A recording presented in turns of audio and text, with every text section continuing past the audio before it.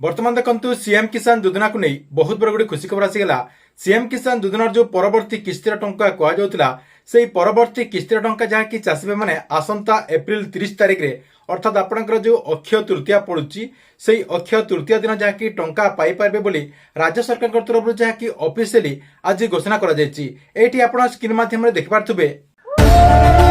वैशाख शुक्ल तृतीया बा अक्षय तृतीया पवित्र अक्षय तृतीयार अमृत बेलारे अखिमुठी अनुकूल करी कृषि कार्यर शुभारंभ करिथाए आम राज्यर कृषक।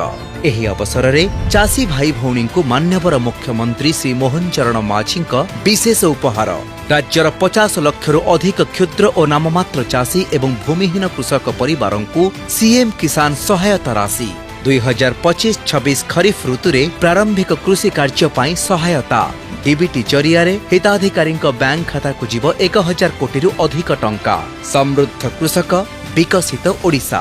तेबे आपने ए वीडियो देखिक जानीपारे जे आसंता एप्रिल 30 तारिख रे सीएम किसान योजना अधीन चाषी भाई मान जहाँकि 2000 टंका लेखाएं ट्रांसफर करा जहाँकि सरकार तरफ आज ऑफिशियली घोषणा कर देखु सरकार तरफ जो सीएम किसान योजना अधीन आसंता अक्षय तृतीया आपंकर जो एप्रिल 30 तारिख जो अक्षय तृतीया पड़ुची यही अक्षय तृतीय जो टंकाटी दिज्व क्यों चाषी भाई मैंने पाइपर आपने केमी जानीपारे। देखु प्रथम आपण कौन करेंगे सीएम किसान योजनार जो पोर्टाल रही आपंकर जो वेबसाइट रही से वेबसाइट टी ओपन करदे। ओपन करदे आपंकर जो टाटस रही से टाटस टी चेक करदे।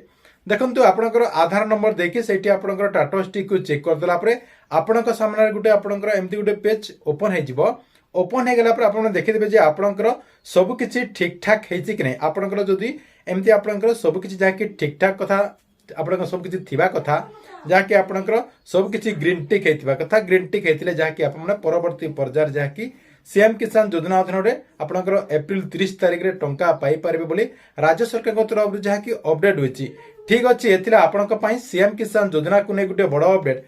आपण वीडियो केमती लगिला कमेंट बॉक्स रे निश्चय गोटे कमेंट करंतु।